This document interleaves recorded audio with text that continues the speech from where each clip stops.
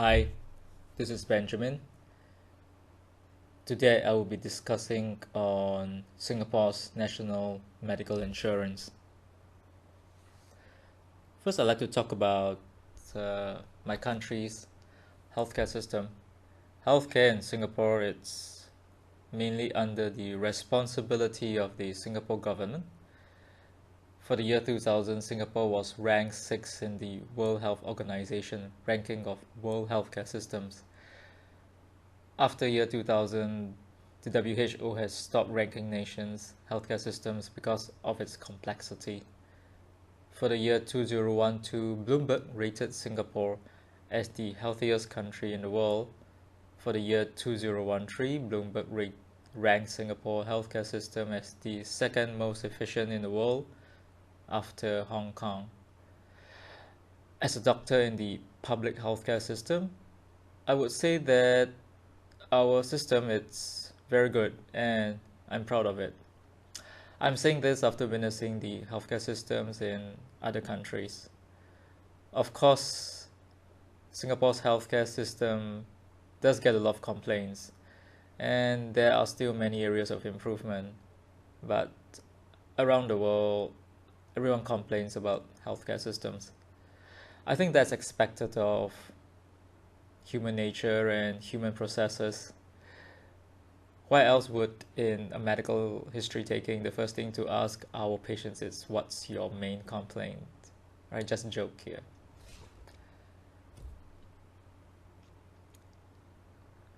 I'm going to talk about paying for medical expenses in Singapore. The Singapore government has planned a few ways in which the medical bills can be paid. The most important is through government subsidies.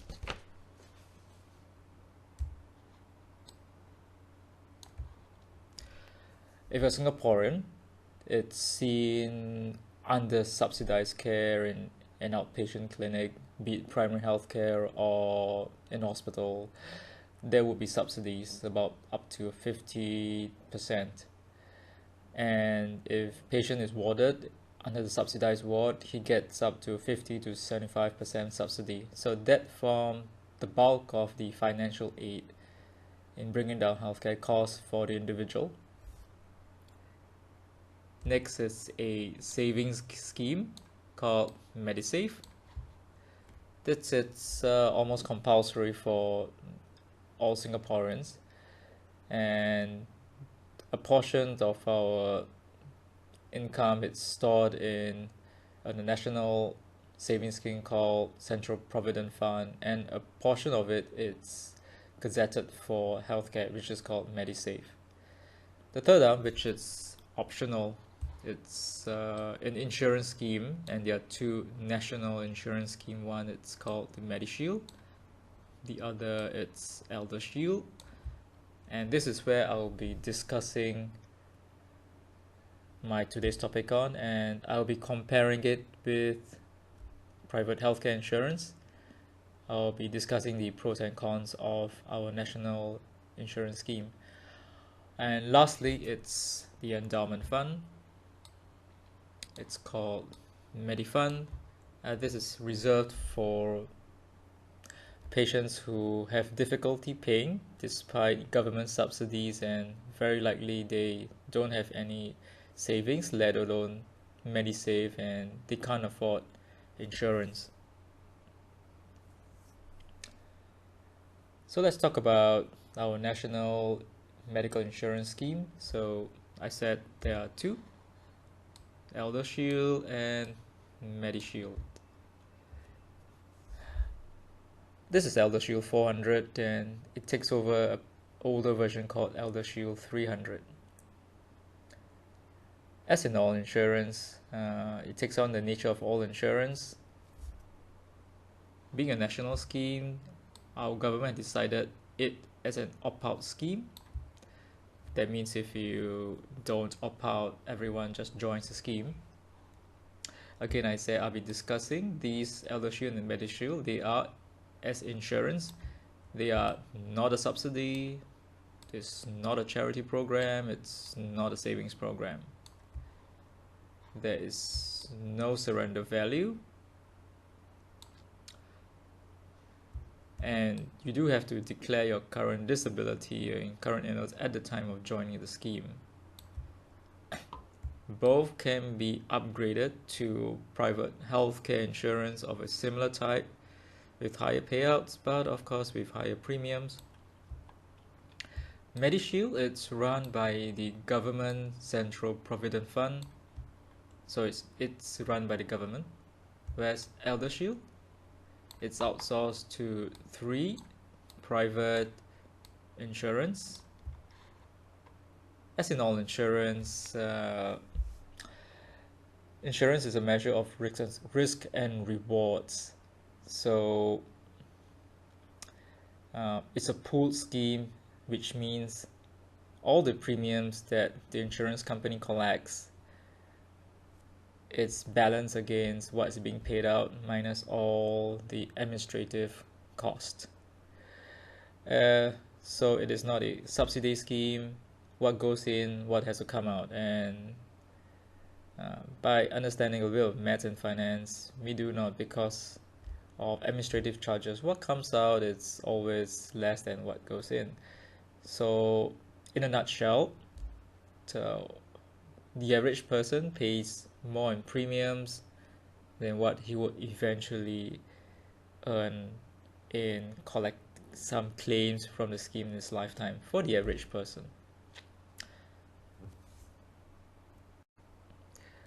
We first discuss about Eldershield 400. Eldershield 400 has been marketed by the government and the private healthcare insurance. Remember I said that the government has sublet this scheme to 3 private insurance. They market it as an affordable, severe disability insurance scheme. Alright, and it says it provides only very basic financial protection for those who need long-term care, especially during their old age. It provides a monthly cash payout for a severely disabled person, and the marketing states that 1 in 12 elderly persons suffers from disability as a result of aging and illness, which makes them incapable of doing simple everyday activities. Naturally, long-term care of such patients can be expensive. So the marketing says it's 1 in 12, usually elderly. These words are quoted verbatim from the CPF website. How is it run? Currently, every Singaporean who's more than 40 years old gets a letter in his mailbox that says that he is now eligible to join the scheme. It's an opt-out scheme, so unless he writes back to the insurance company, he'll be on the scheme, and automatically premiums will be deducted from his CPF account. There's a simple declaration form to say he's not disabled. The premiums are fixed from the time of joining, and the person needs to pay for 25 years, or from 40 years to 65 years old. It only covers severe disability, as we will understand it later. And if found disabled, the payout is $400 for up to 72 months or until the death of the person, but not more than 72 months. Okay, so the entry rate is at 40 years old, but anyone could join it between 40 to 65. If someone joins at 40, a male pays $174. This is at today's rate in 2014. A lady pays $217. I think the difference is because females live a little bit longer than males. Okay, here I'll talk about the Eldershield payout. Okay, as advertised, the Eldershield pays out in severely disabled who are not able to do 3 or more of the following activities of daily living: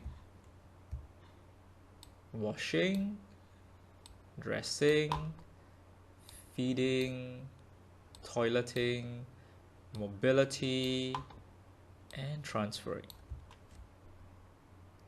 So think about Eldershield. What are the illnesses that can cause such disability?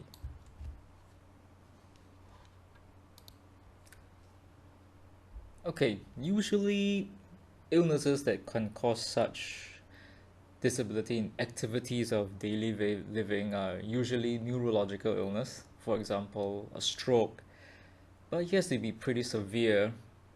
A light stroke where the person can still walk around or even use a walking stick or a quad stick or a walking frame, you realize would not be applicable.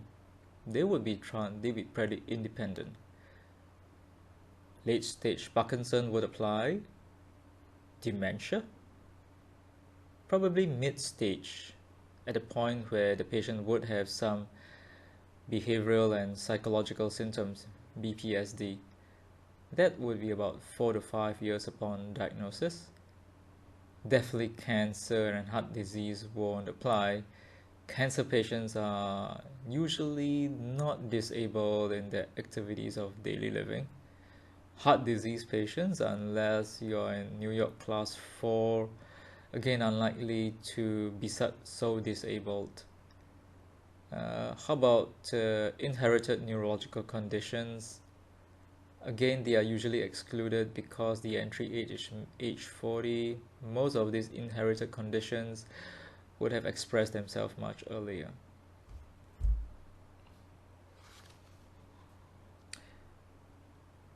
So that will answer question 2 as well. When do you expect these abilities to occur? So usually in severe neurological illness and usually the elderly.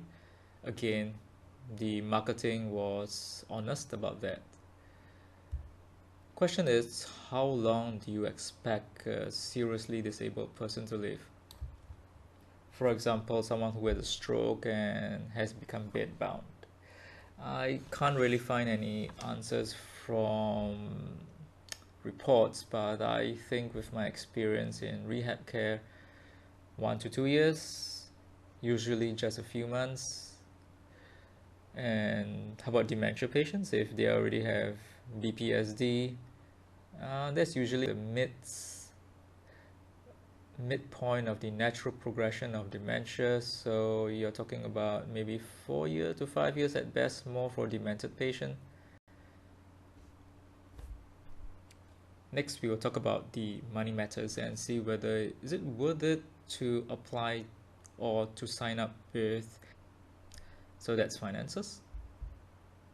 Premium. Assuming you're a lady, so you'll be paying $217 from the age 40 for the next 25 years, from 40 to 65 years old. That will come up to a total of $5,425. Payouts. The total possible payout is $400 over 6 years or 72 months to a total of $28,800. But again, remember, if you make a successful claim, this does not come as a lump sum. Unlike most insurance, this is not a lump sum. It comes monthly until the point where you're no longer disabled, which is pretty rare, or when death occurs. The chance of payout is 1 in 12. Remember the marketing? It was pretty honest. It says 1 in 12 elderly would be severely disabled, so only 1 in 12 chance of activating this payout. One thing that we usually forget in insurance, it's the power of inflation. Remember, this is a fixed premium, fixed payout scheme. It's not yearly adjusted according to inflation. Uh, Let us give a very conservative estimate of inflation, assuming for the next 30 years. I said 30s because I assume that after 30 years is the time that someone may make a claim. So with a 3% yearly inflation, so that's 0.97 to the power of 30 years with number 0.41. So if we multiply $400 coming from the payouts over here, multiply by 0.41, that would mean $400 in 30 years time. It has the same buying power as $160 today.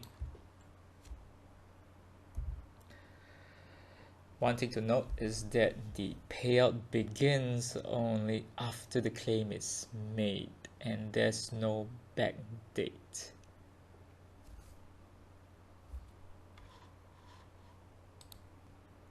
So let's come up to the final question. Because this is an opt-out scheme, it's not compulsory. The question is, who should take up Eldershield? Obviously, I've mentioned that this is an insurance scheme. The premiums paid, it's more than the payouts. You're talking about averaging across everyone. Quite obviously, you can see that the premiums paid multiplied by 12, it's significantly much higher than the total premium, $28,000. The other problem is most patients with such severe disability would not live long enough to see the full payout of 72 months. Okay, and it doesn't cover cancer or heart disease, so mostly it's going to cover stroke and Parkinson and dementia. So who should take up this Eldershield insurance scheme? I think that those with a very high pre-morbid status, strong family history of stroke and dementia, maybe a known case of arteriovascular malformation in the brain. Okay, and if you were to sign up for the Eldershield 400, remember to inform your children of the claim process, because the claims only begin after you have successfully made a claim.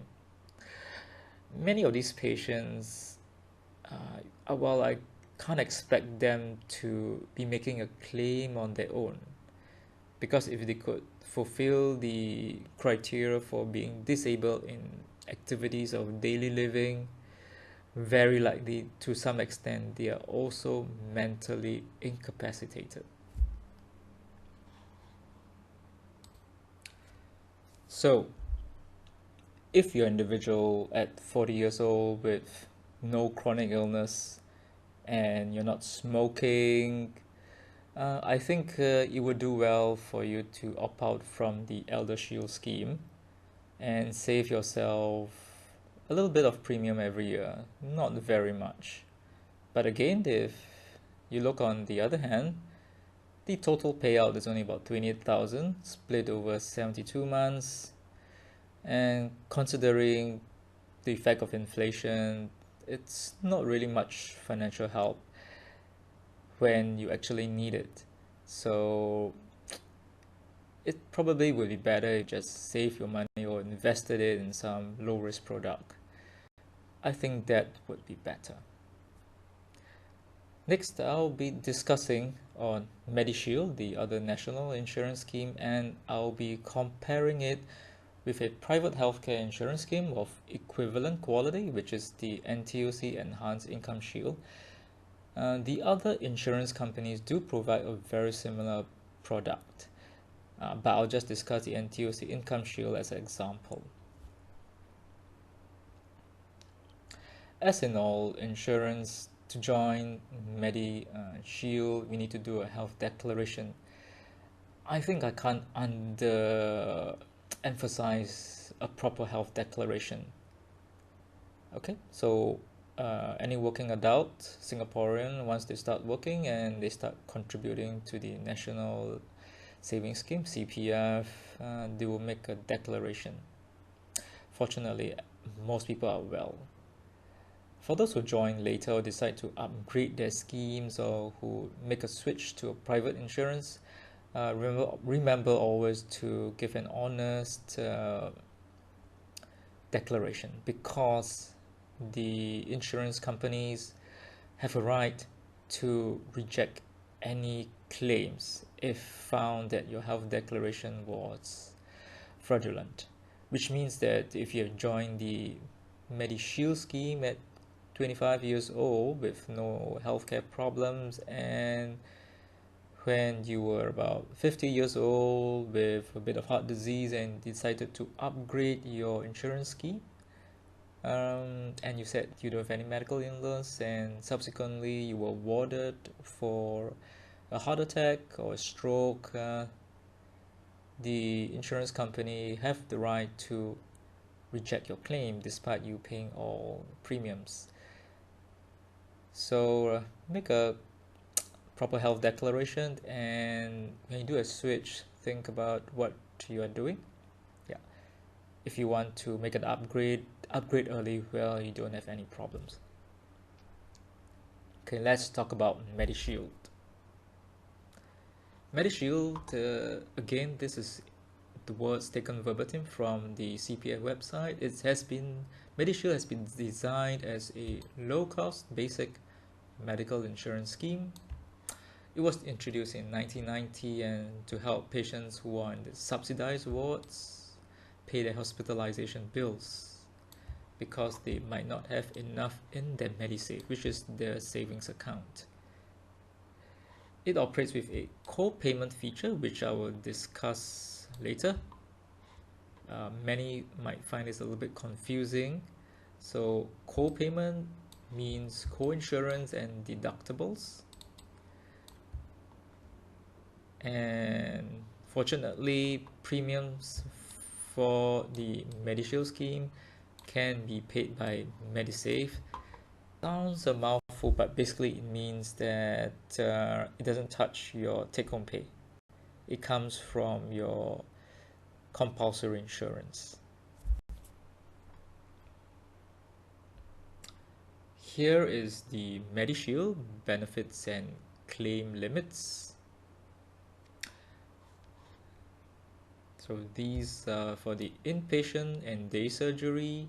For ward charges, there is a claim limit per day. These are the different types of complexity of operations. We call them table 1 to table 7. And for outpatient, Medisave covers chemotherapy, radiotherapy, kidney dialysis, immunosuppressant for organ transplant, erythropoietin. There is a policy lifetime per year policy, yearly claim limit of 70,000 and a lifetime of 300,000, and it covers up to only 92 years old. I now compare it with the NTUC Income Shield, which is the private healthcare insurance. Of course, I'll compare it with the basic scheme, which is very similar to the National Medishield scheme. Anyone who upgrades from Medishield can also upgrade to the Advantage or Preferred scheme of this private healthcare insurance. But I'll be comparing basic because that's the closest equivalent. The deductibles of the private and the national is about the same.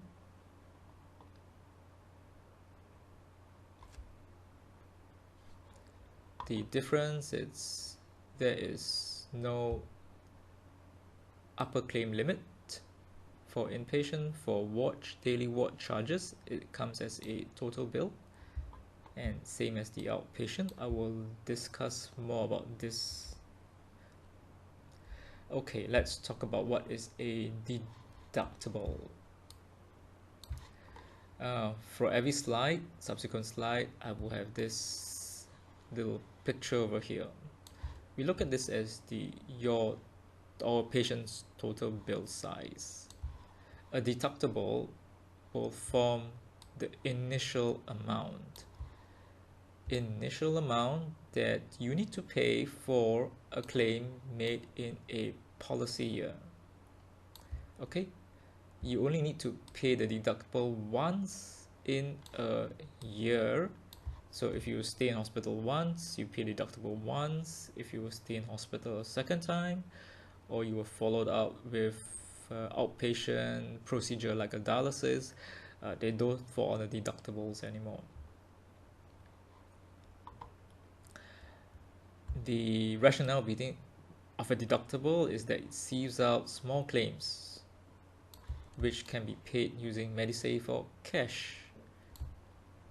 Okay, so the idea was to keep Medishield premiums affordable. Okay, so that's deductibles.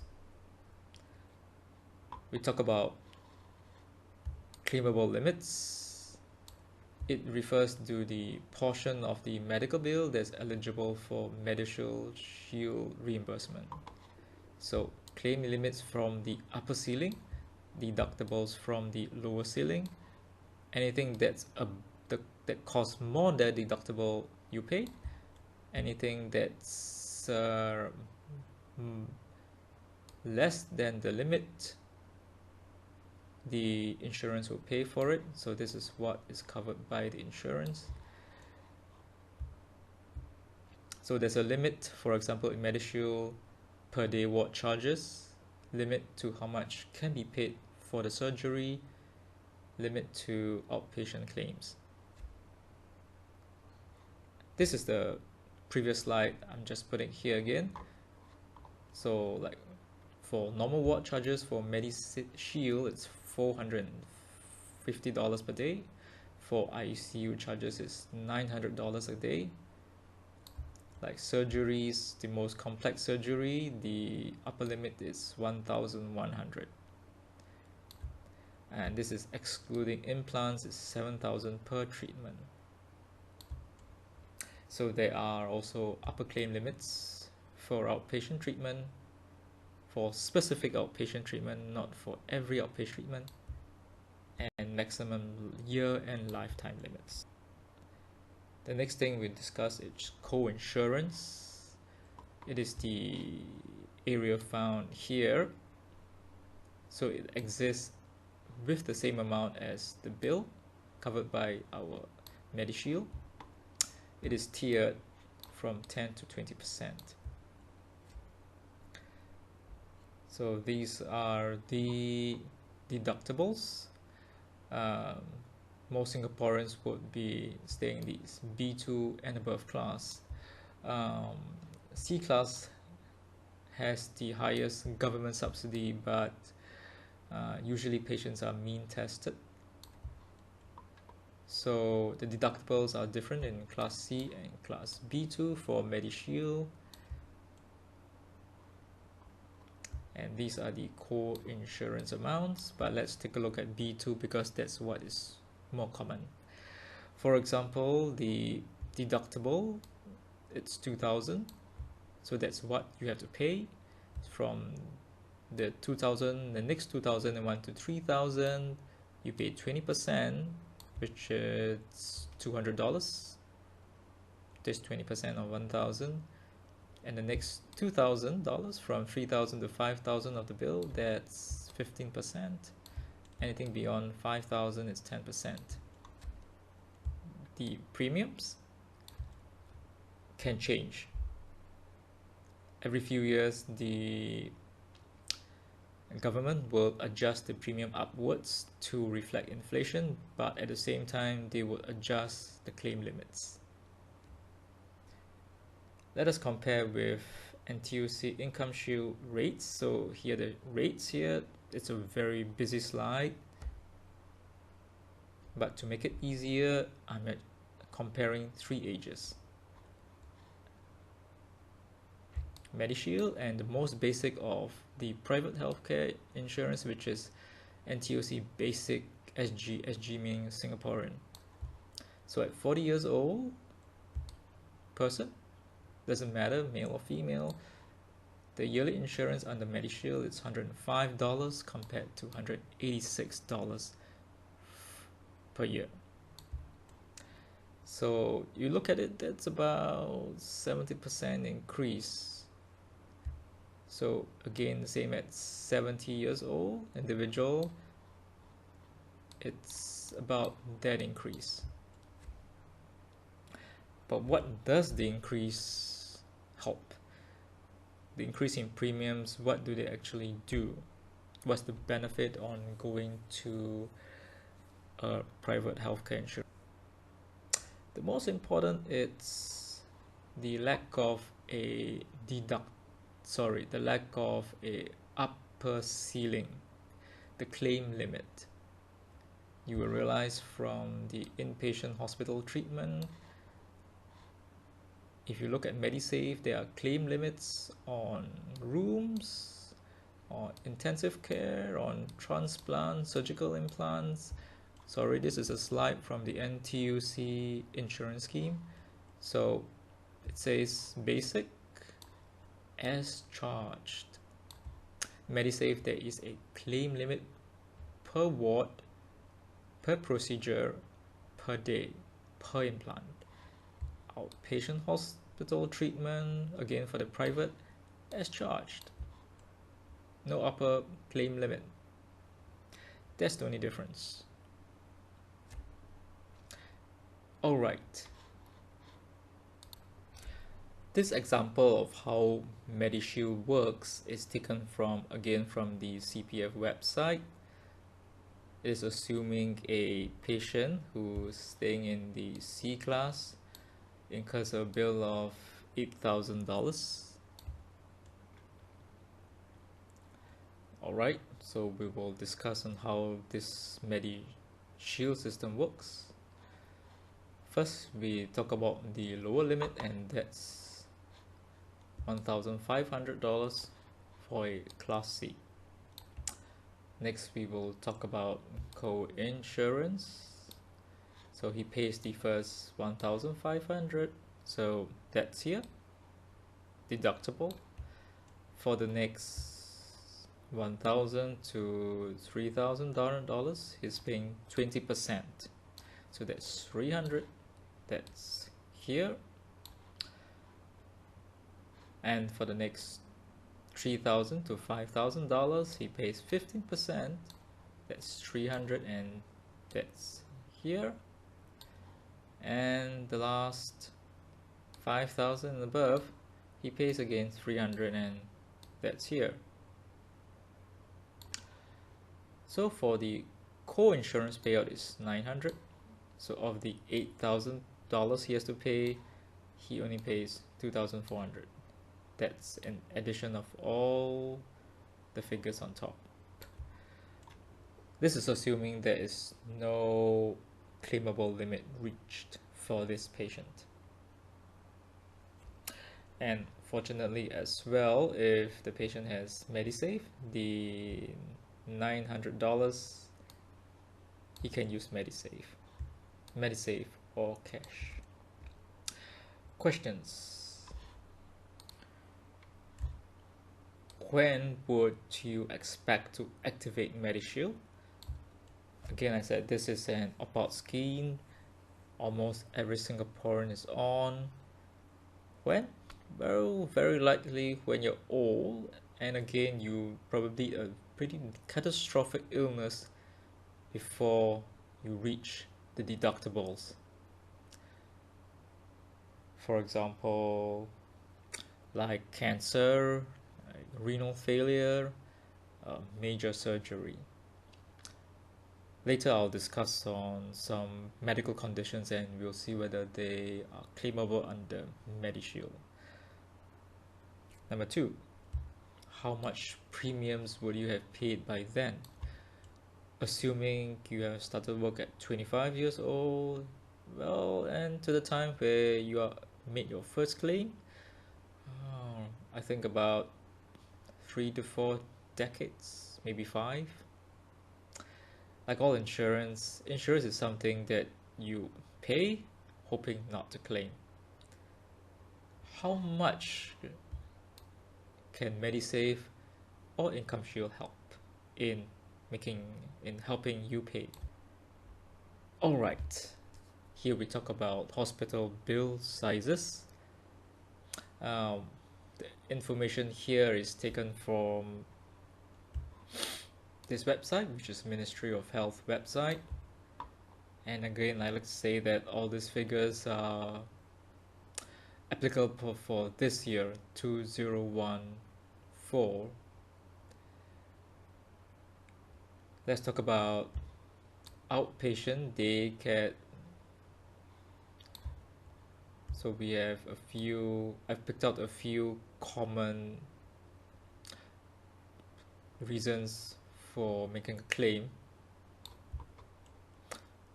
Again, this is for inpatient. I put the calculation as B2 charges because that's where most Singaporeans would be warded, and again based on the 50th percentile, because for the same diagnosis there's a range of payments depending on how complex the situation is. So everything here is 50th percentile. If you look at this slide, you will realize that some items are in red and some are in black. Have you thought of why I picked it out and put it as such? Yes, those in red seems to be pretty expensive, right? Or presumed to be. And you are right, because these are conditions in which you can make successful claims in Medishield. For the others, they would not have even reached the deductibles, because for a B2 deductible it's $2,000. Cancer care is variable depending on chemotherapy and radiotherapy. Dialysis, we know it's very expensive. If you had dialysis done at the National Kidney Foundation, and the Kidney Foundation blog writes that each dialysis session, if not subsidized, costs $130 per session. Assuming you have the full dialysis, that's 3 times a week, 12 times a month, that will cost $1,560. But if you're a needy patient and you have managed to get additional subsidies from NKF, you would pay less than $50 per session. Again, the most expensive inpatient ward charges are usually procedural, like heart attack with PTCA, total knee replacement, bypass. For those of you who are not Singaporeans, might wonder, why are the others so cheap or so affordable? For example, if you've got asthma, why is being warded only cost an average of $337?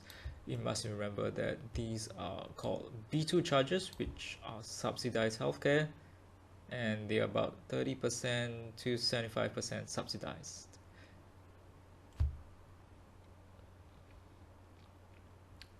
So a bypass surgery in the B2 ward would cost $6,268. The deductibles is $2,000, and here comes the pretty long statement again. The maximum payable, again assuming no claimable limit per ward, per surgery, I'm assuming. So you pay the first $2,000, the next $200, the next $150, and the next little bit of amount. That means of the $6,000, you pay $2,226. Again, You don't have to pay cash. If you have Medisave, that can be paid by Medisave. Pretty good. Again, you have to pay your yearly premium. If you got a heart attack once, you're at risk of having a heart attack twice, and you're also at risk of having a stroke. Okay, remember that outpatient visits are not claimable if you're not having a dialysis or stroke. Most outpatient visits, just seeing a doctor, just a normal follow-up, is not claimable. So, is the reduction in payouts justify someone or Singaporean having Medishield?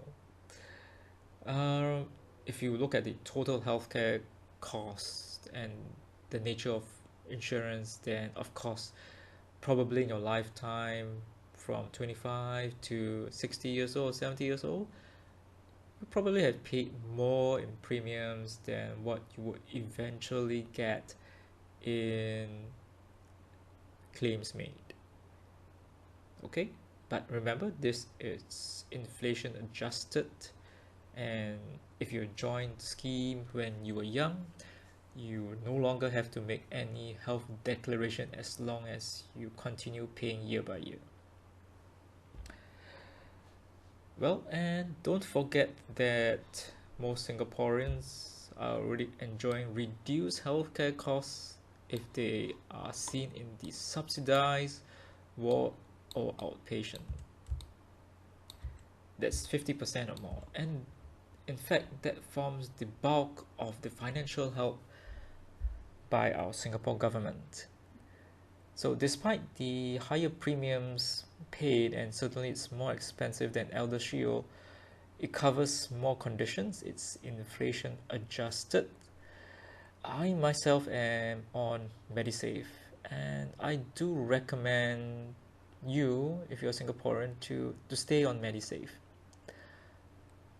And unless you are very well, don't make a switch to the private healthcare insurance, because you got to make a healthcare declaration. And if you make the switch and you make a declaration, there will be new conditions attached. For example, you had a stroke, or you had a heart attack, or you got diabetes, the healthcare insurance might not want to insure you for the complications of the disease. Unless you read the fine print, you would not know what you have not been insured again. So Medisave is pretty good for a Singaporean. I would recommend you join it. Must. There will be an upgrade to our Medishield. Our Prime Minister Lee Hsien Loong, in his National Day rally just last year, and I quote this from the website. He says that the government is looking into helping us Singaporeans with an upgraded Medishield. It's going to be called Medishield Life, and sometime later part 2014 they'll be announcing plans and probably start rolling out end of next year. The idea is they want to provide universal coverage